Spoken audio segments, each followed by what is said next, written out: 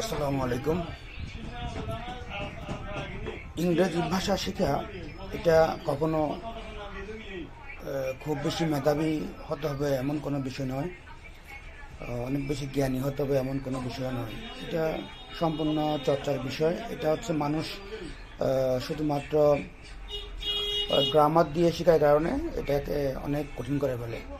আর শিক্ষকদের শিক্ষা পদ্ধতি নিয়ে ঝামেলা আছে এবং মনের যে ভীতি আছে ওইটা সৃষ্টি হয় বিভিন্ন শিক্ষকদের বোঝানোর পদ্ধতির কারণে।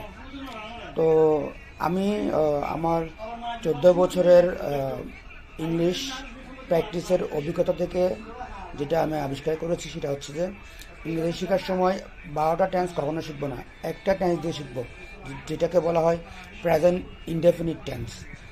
আমি একেবারে সিম্পলি ভিডিওটা করতেছি, বেশি লম্বা করবো না, জাস্ট উদাহরণ দেব। আমি ওই একটা টেন্স দিয়ে সবগুলো টেন্স প্র্যাকটিস করবো, পরবর্তী ক্রমান্বয়ে আমরা বাকিগুলো গুরুত্বপূর্ণ আকারে আমরা তার গুরুত্ব অনুযায়ী আমরা ওগুলো প্র্যাকটিস করবো। যেমন ধরি, আই গো টু স্কুল, তার মানে হচ্ছে আমি স্কুলে যাই। I go to school tomorrow, আমি স্কুলে যাব আগামীকাল। I go to school yesterday, আমি স্কুলে গিয়েছিলাম গতকাল। যদিও বা এখানে আমি স্কুলে যাইটা শুদ্ধ আছে, এরপরে করে শুদ্ধ নাই, কিন্তু শুদ্ধ না হলেও আমরা প্র্যাকটিস করবো সবসময় প্রেজেন্ট টেন্স দিয়ে। ক্রমান্বয়ে যখন ফ্লুয়েন্সি তৈরি হবে তখন আমরা ধীরে ধীরে গ্রামার দিকে মনোযোগ দিব। গ্রামারটা শিখতে হয় প্র্যাকটিস করার মাধ্যমে। ফুল গ্রামার শেখার পরে কখনো প্র্যাকটিস করা যায় না। আমি আবার বলছি, যেমন আই গো টু স্কুল, আমি স্কুলে যাই।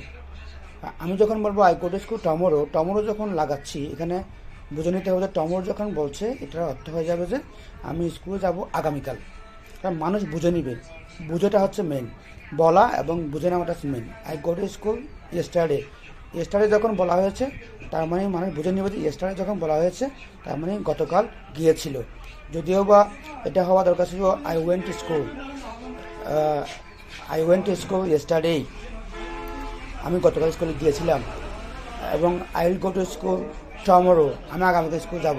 কিন্তু ফ্লুয়েন্সির জন্য, মানে প্রাথমিক পর্যায়ে প্র্যাকটিস করার জন্য আমরা কখনো সব টেন্স শিখবো না, একটা টেন্স দিয়ে শুরু করবো। সেই টেন্সটার নাম হচ্ছে প্রেজেন্ট ইনডেফিনিট টেন্স। ধন্যবাদ। আসসালামু আলাইকুম।